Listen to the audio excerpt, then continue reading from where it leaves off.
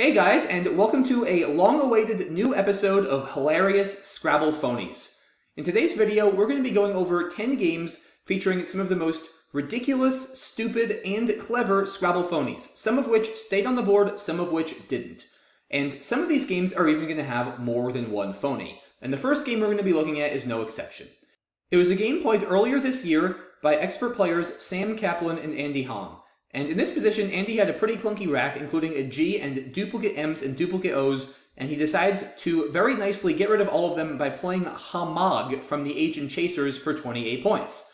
However, you guys guessed it, Hamag is not a word. However, Sam would let this stay on the board, but the story does not end here, because on Sam's next turn, he's got this rack. He does have a bingo available of tylosins through the O in Hamag for 63 points, and you might think, oh, maybe Sam was clever and intentionally let Hamag go since it gave him a spot for his bingo. Well, not quite. Sam wasn't sure if Hamag was good and decided to let it go and pluralized it, playing Sly for 29 points. So he missed his bingo, but figured this way he gets 29 points and keeps a very nice leave of INST. However, there is a big problem, and you guys guessed it. Hamag is not a word, so Hamags is also not a word, and Andy challenged it off the board. So Sly comes off the board, and the game would go on with Andy playing Equip for 22 on his next turn. However, the story still isn't over. A couple turns later, in this position, Andy phonies yet again. This time he plays Vo, hooking an E onto his phony to make Hamoj. Now you're probably thinking, surely Sam is going to challenge this, because after seeing Hamags come off the board, he probably figures Hamag is complete bogus, so why would Hamoj be a word? But amazingly, Sam does not challenge, and this play stays on the board. A couple turns later, Sam has this rack, and he spots his bingo of Sundial. Now he could play it with Hamojas for 94 points. However, Sam this time makes a smart decision. Being unsure of Hamoj, and already having lost a turn by pluralizing the phony of Hamag, Sam decides to play it safe, playing Sundial with buys for 77, which is indeed valid and is his only valid bingo. And amazingly, when all was said and done, despite being on the wrong end of 3 phonies, despite accepting Hamag, losing a turn by playing Hamags, and letting Hamoj stay on the board, Sam would still win this game 406 to 365. Our next game once again features Sam Kaplan, and this time he's taking on fellow expert Agnes Kramer. And we're once again going to have a game featuring a comedy of many phonies. Sam is opened with a bingo of Minority, and Agnes responds by playing Who for 40 points on the bottom center triple, which looks like a very good play, scoring well, blocking the spot, and unloading a couple clunky tiles. However, there is a problem, and neither player notices until it is far too late. And you guys probably spot it, Agnes has played a phony 2 of OT. However, Sam was not to be outdone because several turns later, with this rack, he decides to play off some of his clunky tiles with the word weenie through the I in gin, spelling it W-E-I-N-I-E. This would stay in the board, but this is not a word. Weenie is a word, but it is spelled W-I-E-N-I-E. So there we go, our phony counter for this game goes up to 2, and it is definitely not done going up. Because several turns later, it was once again Agnes's turn to phony. This time holding a rack with too many R's, she gets rid of them by playing Nar, K-N-A-R-R, from the K in Gek for 11 points, which is also not a word. Now this one is pretty plausible because Nar is valid with 1 R, and Nur, K-N-U-R-R, is valid with either 1 R or 2 R's. But this is not a word, and Sam would allow it to stay on the board. And not only would he allow it to stay on the board, just a couple turns later, he would pluralize it, playing Glyas and Nars for 24 points. And Agnes, completely unaware that Nar, which she initially played was phony, lets Sam's plural of Nars stay on the board. So we are now at 4 phonies, guys, 2 played by each player. And are we done? Absolutely not.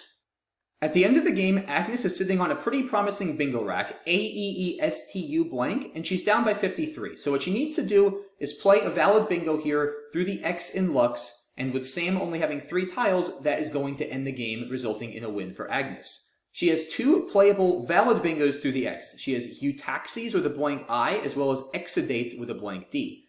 However, unfortunately for Agnes, she did not find either of these. Instead, playing the fairly hilarious phony anagram of Eutaxis, Axe Sweet, for 64 points. Now, this one, unlike the 4 previous phonies that we've seen so far this game, did come off the board. It's a little bit too ridiculous to pass muster, and it was also the outplay, so of course Sam was going to challenge. So this came off the board, and Sam, of course, went out with Vexed for 14 points and ended up winning this game 375 to 296. It's pretty funny to think about what axe suite could theoretically mean if it were to be a valid word.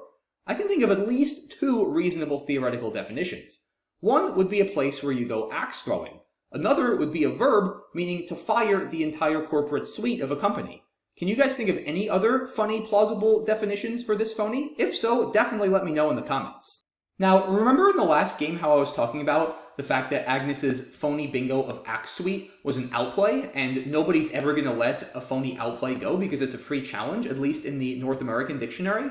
Well, that's actually not always the case. Because I present to you this game played just a couple of weeks ago between reigning North American champion Josh Schokol and fellow expert Michael Thielen. The outcome of the game has long since been decided. Josh is up over 100 points and we're already well into the endgame, so Josh is definitely going to win. But in this position, Josh does something absolutely inexplicable.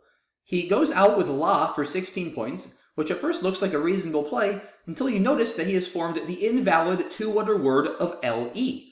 Now, of course, both of these players know their 2s as well as anybody, so this was definitely not intentional. Somehow Josh just had a lapse and didn't notice it. But the amazing thing is Michael didn't notice it either, so this stays on the board as a phony 2-letter outplay, and Josh wins 484 to 349. So this just goes to show you guys, you never know what you're going to get. Even the best players in the world make these little silly mistakes, so always check your opponent's plays. Make sure all the 2-letter words, the 3-letter words are valid, because even at the end of the game on the outplay, you just never know what you're going to see. Our next example features a similarly absurd mistake made by a strong player. In this position, Tasha Asbury is facing off against longtime top player Rafi Stern and has a pretty good rack, but would really love to get rid of her W and one of her A's. There are several valid ways to do this, such as playing way for 9 points, or the slightly more aggressive off for 14 points under the Y. However, Tasha does neither of these. She plays off for 12 points along the 7 row above at, forming AAT? AAT? What is that? It is, of course, not a valid word, and somehow, I don't really know why this happened, and in her commentary, Tasha explains she doesn't even know how this happened. But the most amazing part of this is Rafi didn't notice. He did eventually notice, but it was too late. By the time Rafi noticed this, Tasha had already drawn several tiles from the bag, and North American tournament rules dictate that once a player has already drawn tiles from the bag, it is too late for their opponent to say hold and consider challenging. So this absurdity ended up staying on the board. Our next example is taken from a game played back in 2005 between Robert Crow and Joey Malik. Joey is probably very familiar to many viewers of my channel. He's a longtime top player, and Robert was also a strong expert back at the time. Robert opens the game with Furl for 14, and Joey starts off the game with Horners and Furls for 78 points. Now, Horners is not a word, but Joey would get away with this. Now, Horners is not that crazy a phony, so you're probably thinking, did I really include this example just to show Horners? Absolutely not, because a couple turns later, Robert finds himself in this position. He should have several playable bingos. It's worth mentioning that he cannot play Hostile and EW, because back when this game was played, it was before EW was added to the dictionary. However, he could play Hostile, say, on the 7 row, making EF for a 67-point bingo. So what did Robert do here? He did bingo, but instead of with Hostile, with Lethoso, Lethoso, for 85 points, making OW. Now, you guys guessed it, this is not a word, and it doesn't even really resemble anything that is a word. So what on earth was Robert thinking of? Well, the best explanation I can come up with is that Robert was thinking of the country located in southern Africa. However, the problem is that country is not Lesotho, it's Lesotho. Now, Lesotho would be an anagram of Lethoso, but Lesotho is still not a word.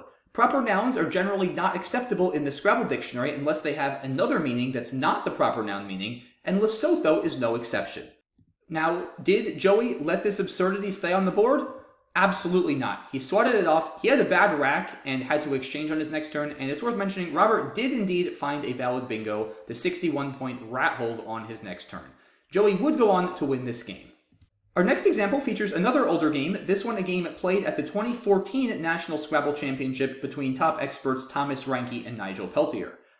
In this position, Thomas has a pretty good rack, and it feels like he should be fairly close to a bingo, however, none immediately jump out.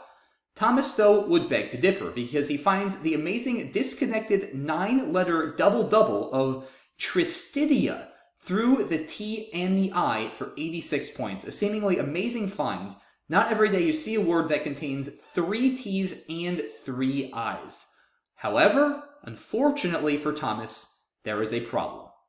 Tristidia is not a word. So what was Thomas thinking of?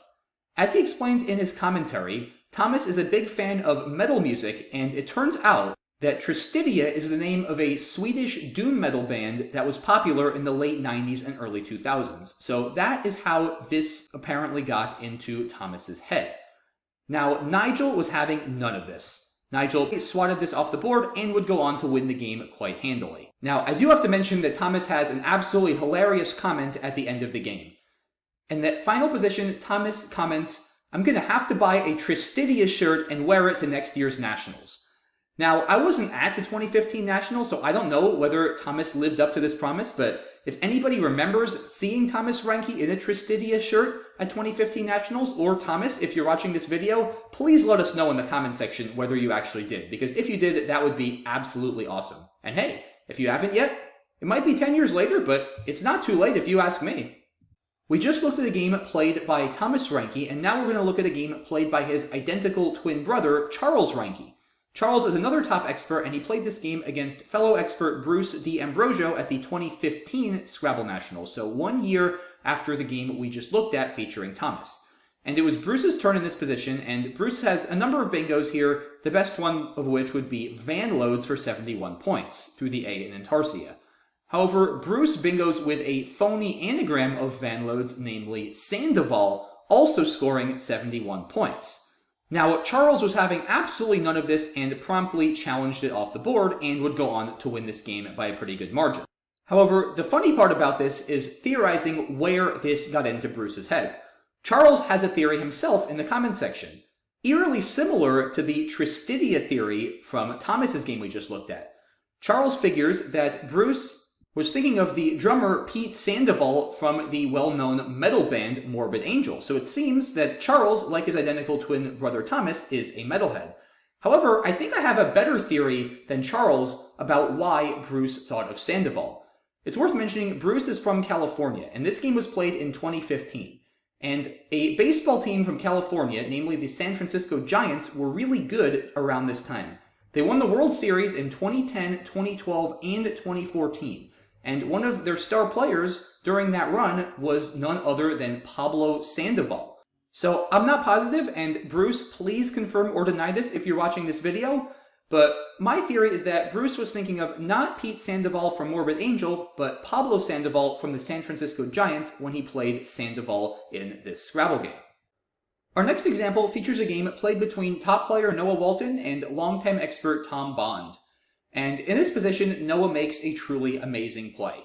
He finds a 10-letter bingo through the word ape on the board, almost instantly laying down escapable for 67 points. However, as amazing as this looks, Noah actually ends up scoring 0 because Tom challenges it off the board. And you might think, wait a minute, escapable? That sure sounds like a word. Well, it is a word, but not the way Noah spelled it. The way Noah spelled it has an extra E after the P. Escapable is a word, but only as a 9-letter word, spelled E-S-C-A-P-A-B-L-E. So this version is not valid, and good awareness by Tom challenging it off the board. However, Noah was not done here. On the very next turn, after Tom responds with toe, Noah, of course, is stuck with the same rack. He doesn't play escapable again, of course. After all, this is a Scrabble tournament and not the movie Groundhog Day, but he does play another phony bingo, this time a 7-letter word, belaces, for 79 points. This is a pretty creative phony, as belaced is a word. However, it's only an adjective. Belace is not good as a verb, so belaces and belacing are not valid. And this one, interestingly, unlike escapable, did get by Tom. So this word does stay on the board. I have to say I'm a little bit surprised because from Tom's perspective, it's a little strange for Noah to go from a 66-point phony of escapable to a 79-point phony of belaces. After all, if belaces were a word, then why would Noah have played escapable to begin with? It's a little bit of a strange sequence of events, so I'm a little surprised it didn't raise more eyebrows on Tom's end, but in any case, this stayed on the board. However, as crazy as it sounds, this game is far from done in terms of giving me good content for this video. Because several turns later, Noah finds himself with a very strong bingo rack, including an S and a blank. There are several available bingos here, the highest scoring of which is the tough-to-see Milnebs on row 11 for 83, making several overlaps. He can also play something like Tensible from the T and Jest for 80. However, Noah finds something much more stylish here. He plays a disconnected 10 through the AL and the R on the third row, making Pinballers, as in folks who play pinball, for 80 points. And just like escapable, this is a 10-letter word, and not only that, a 10-letter word that certainly sounds plausible, but is not a word. Pinballers is in fact a phony. So, did Tom make it 2 for 2 and challenge this one off just as he challenged off escapable? Nope. Tom would end up letting this stay on the board, and when all was said and done, Noah would go on to win this game 459 to 394. So, a pretty wild sequence of events there. Noah gets a phony 10 challenged off, then proceeds to get away with a phony 7 and a different phony 10, and then wins the game. Our next game features none other than the GOAT of Scrabble, Nigel Richards. Here he's taking on longtime top tie player Jockrit, and Jockrit with this rack opens with a bingo of Saladed for 70 points. Now you might be thinking, Saladed? Salad is of course a common word, but isn't that a mix of vegetables? How is that a verb? And it turns out that you would be correct. Saladed is indeed not a word, and of course, no surprise, Nigel challenges this off the board. Now, Nigel's next rack is very educational. It looks like his best play by far would be Krill, scoring 28 points. However, Nigel of course knows what Jockrit's rack is, namely he has the letters in Saladed. And Nigel is aware that if he plays Krill, he's going to be giving Jockrit the I he needs for the bingo of Aladades. So, instead of playing Krill, Nigel forgoes 28 points, instead exchanging down to ILR, giving Jockrit nothing to work with. A very smart play, but we would expect nothing less from the GOAT. So Jockrit, of course, is now faced with the same rack. And here he plays Dadles for 70 points. Dadle, D-A-E-D-A-L, is indeed a word. However, it is an adjective meaning skillful, and it does not take an S. Nigel, of course, would challenge this off the board as well. And Nigel, once again, makes another very heads-up play with this rack. The most natural-looking play would be Colt Eye for 20 points, but again, Nigel knows he cannot do this because Jockrit will bingo with Aladades through the eye. So instead, Nigel just plays Colt, giving up 8 points, scoring only 12. But he knows that he's not giving Jockrit any playable bingos, and also that he has the eye himself for Colt Eye, and that Jockrit doesn't have an eye on his own rack. True, Jockrit does have an S, but he's pretty unlikely to use an S there and score just about 20 or 25 points when he could hold it for a bingo on a future turn. And indeed, that's exactly what happened, and when all was said and done, Nigel would go on to win this game fairly narrowly by a score of 422 to 401. Now, Jockrit playing 2 phonies in a row to start the game against Nigel was pretty bad, but it does, unfortunately, get worse. For our final example of this video, we'll be looking at a game played between, once again, Nigel Richards and this time, expert player Marlin Prudencio. In this position, Marlin has the blank, but he is down 78 points, so he feels like he needs to bingo immediately. There are no valid bingos in this position, but Marlin tries the word oversawn to the N in net for 68. Now, this is a pretty reasonable thing to try. Oversaw is a word, but that is a past tense of oversee. Oversaw, as in to saw excessively, is not a word itself. So this is not a word, and of course, Nigel would challenge this off the board. So that is one phony that Marlin has unsuccessfully tried. Now, Nigel, knowing that Marlin has the blank, elects to keep things tight, playing Moth for 12 and seeing what Marlin can come up with on his next turn. Well, Marlin decides to try something else. Here he plays overworn again for 68. And this one, again, is reasonable. There are a lot of overwords that sound probably even worse than this that are valid, but this one, just like oversawn, is not valid, and of course, Nigel would challenge it off the board. So that is now 2 phonies in a row that Marlin has unsuccessfully attempted against Nigel. Now, I'm guessing that Marlin let his emotions get to him a little bit after losing one turn with oversawn, because playing against the GOAT, Nigel Richards, he probably should have realized that when Nigel played Moth on his last turn, if Marlin had a playable bingo to that end, Nigel would have seen it and made some effort to block. So Marlin probably should have taken that into account and not tried to play anything to the end. But I get it, I've been there before too. It's easy to get flustered after losing a turn, especially when you're playing the greatest Scrabble player of all time, and sometimes when you're flustered and not in the best headspace, you make not the best decisions. Now, on this turn, Nigel, of course, still knows what Marlin has and plays Ghoulie for 10 points from the G in Grice, continuing to exhaust the bag and clean up his rack. So Marlin is, of course, now stuck with the same rack for the 3rd turn in a row. And he, again, I think, lets his emotions get the best of him a little bit because he tries a 3rd over phony in a row, this time overwalk through the L in Ghoulie. Now, this one is, again, not the craziest phony I've ever seen. Walkover is a word, but overwalk is not a word. And as before, he probably could have realized that Nigel's probably not going to play Ghoulie floating an L if overwalk is a word, but he couldn't really help it here. And I understand, you've lost 2 turns in a row. It's easy to get frustrated. But Marlin would lose a 3rd consecutive turn in this position. And now Nigel makes a truly Nigel play. He has a playable bingo here of Retinula for 70 points. This, however, would be a fatal mistake, because as amazing as it sounds, Nigel would actually lose the game by 3 points if he plays Retinula. Remember, Nigel knows what Marlin has on his rack, and given that, Nigel knows that Marlin would be able to triple with the valid overdraw through the R in Retinula for 167 points on his next turn. And with that, and Nigel drawing DS necessarily out of the bag after playing Retinula, I'll leave you guys to check the details that Marlin would end up winning this game 491 to 488 if Nigel were to play Retinula. Now, Nigel, of course, being the GOAT, saw this and knew that he couldn't play Retinula. But he did something even more clever. He played Tella for 10 points through the EL, knowing, as before, that Marlin doesn't have any valid bingos, and also knowing that DS has to be the last set of tiles in the bag, given what Marlin's rack is and what Nigel's tracking tells him is the complete set of tiles unseen. And why is that important? Well, you guys are going to see in just a moment, because after Tella, it's probably no surprise that, unfortunately for him, Marlin plays his 4th consecutive phony. This time with overweighs for 82 through the Y. This, as before, promptly comes off the board, and now we see the real reason why Nigel played Tella.